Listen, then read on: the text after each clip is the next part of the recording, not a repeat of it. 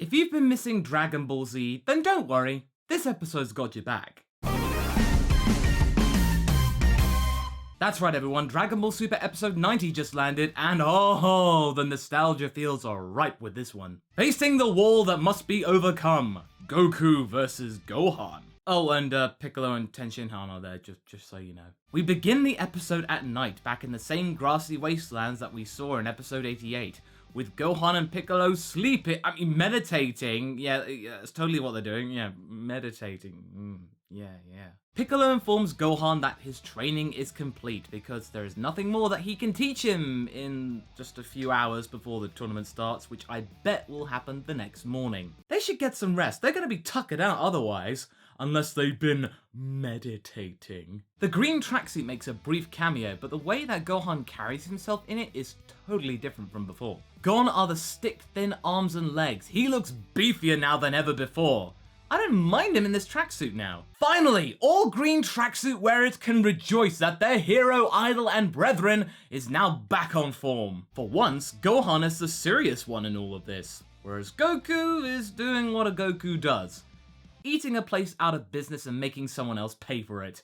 Namely Tenshinhan in this case. Poor guy, he had to deal with zombie students, his town being ransacked and destroyed, and then has to deal with a girl who was basically seeking revenge for him, and then via witchcraft? This is just not his day, is it? Also, dig in the purse, dude. Tenshinhan's always purse first. Roshi then offers to teach Goku some new attacks before the Tournament of Power. Okay, I didn't think there's more that he could teach Goku now, because you know, he's been around for decades, and, you know, Goku pretty much knows everything he's got, but alright. No, that'll have to wait, because in comes Gohan! And Piccolo too. But mostly Gohan! Man, if this entrance was any more manly, it would have had Gohan kicking the door down, just going to Goku, "You fight now! Ah!" Goku is left googly-eyed with pride, and Tenshinhan looks happy because he doesn't have to pay for any more food. I feel your pain, brother. I know how much it costs. Seriously, I made a video about it. You can check the link up top. Gohan wants to test out what he can do against the strongest opponent imaginable, and they don't get much stronger than Goku, at least on the mortal plane. So then Roshi referees the fight. It'll be a 2v2 match in Battle Royale style rules like the Tournament of Power, so anything goes here so long as you don't knock anyone out of the ring or you kill anyone. Although really, if anyone was to be killed right now, that would be a really stupid move. It's Piccolo and Gohan versus Tenshinhan and Goku. Although given the title of the episode, we really know what happens here, right? But honestly, this episode's really been on point for Z fans because it's really been getting down to the core message of the show and what fans really want to see. Dudes punching other dudes. Now remember, Goku, you have to work together with Tenshinhan, okay? No going off on your own, alright? The earth shakes beneath their feet as father and son get excited for what's to come. As does the audience. I bet they're even more excited than the people that are taking part. Goku? Dude! It's a 2v2 match against people. Okay. Gohan went in first. Okay. Sorry, this is just all new to me. It's usually Goku that does this. I mean, not Gohan.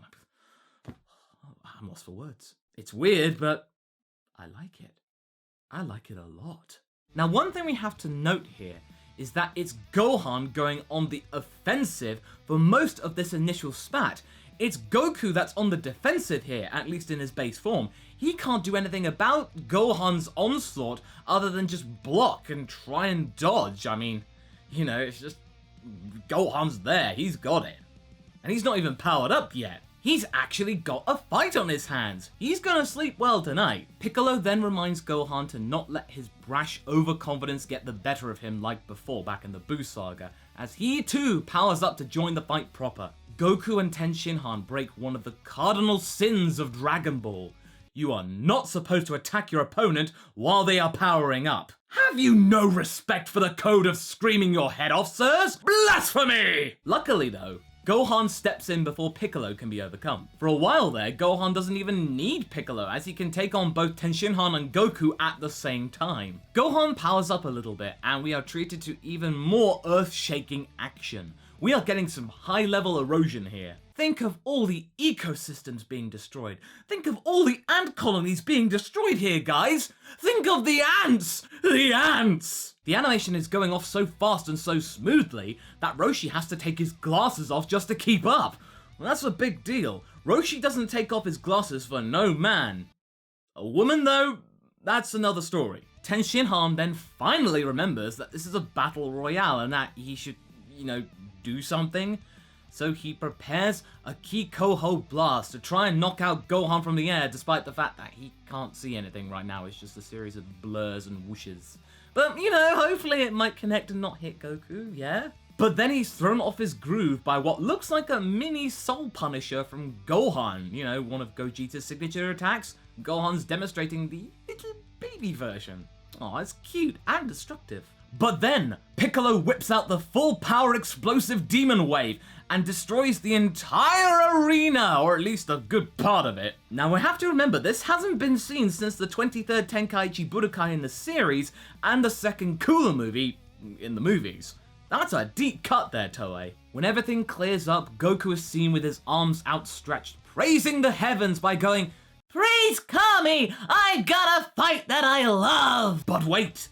The typical pleasantries have to be put on hold, as Gohan just then counters Goku with a punch to the chest, which Goku barely blocks. I don't know what to think, guys. This is definitely new. This is something we've really not seen before from Gohan especially. But then, Ten Shinhan brings us back to our senses to remind us that the arena's not really here anymore. The whole attacks from Gohan and Piccolo and all that, it's all gone. Yeah, Gohan, it's gone. You massacred an entire ant colony, nay populace.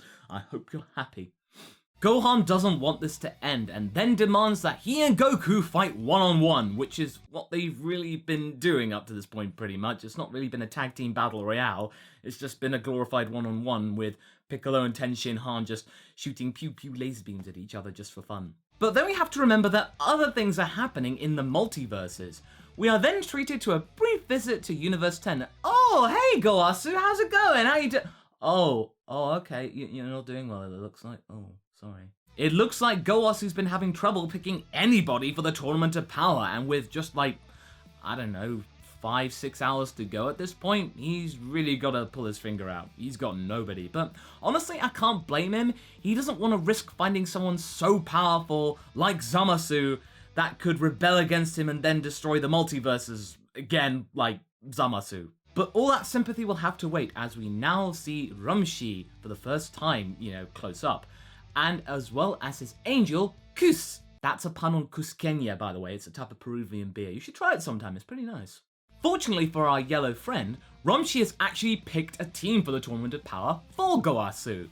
And really, judging from the only one that's not wearing a hood, it's a bunch of muscle men. This is spearheaded by the likes of Murakim, or Murachim, or something like that. But yeah, he looks like he's been Murachumping on a lot of roids and oats. Just as Goasu's about to do the whole "I'm counting on you" speech like he usually does, Murakim stops him and says that he needs to take an important drink break, as does his whole team.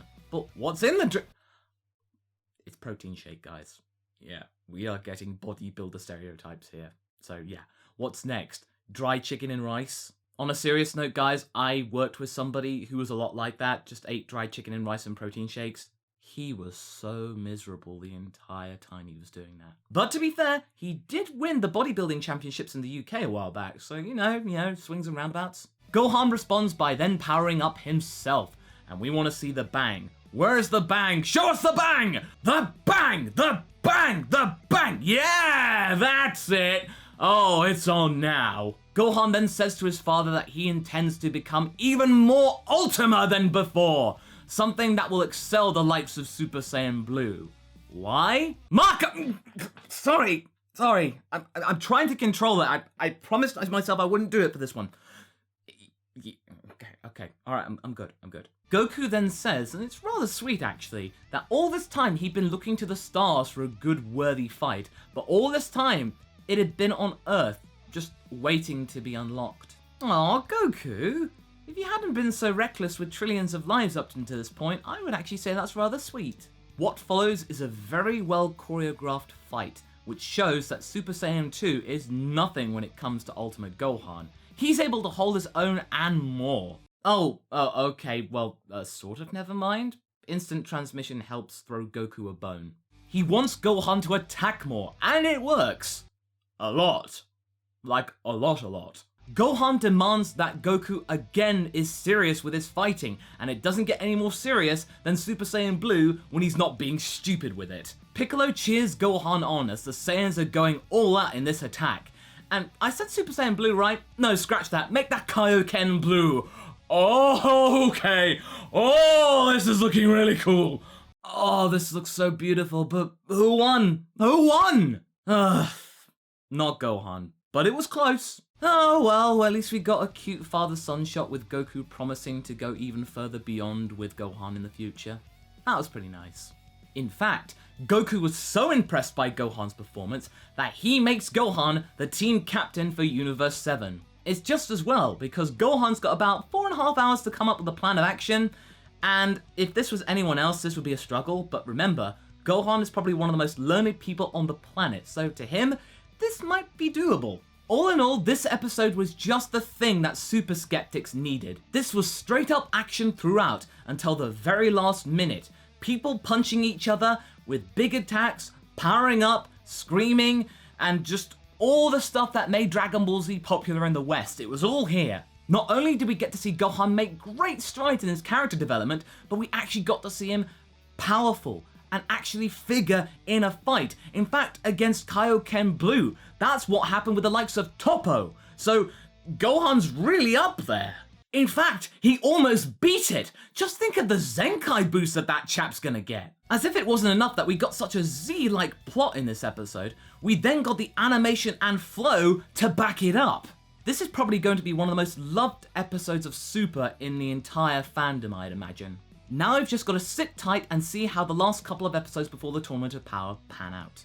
It's going to be pretty chilled in relation to this episode, but, you know, that's okay. This episode was pretty intense, so we need maybe an episode or two to just calm down a little bit. Probably not in terms of drama and intensity, but at least in terms of action. We got plenty of that coming up in the future. But anyway, that's my review of Dragon Ball Super episode 90. Tune in next time for my review of episode 91. Until then, be sure to like and subscribe. Catch you later!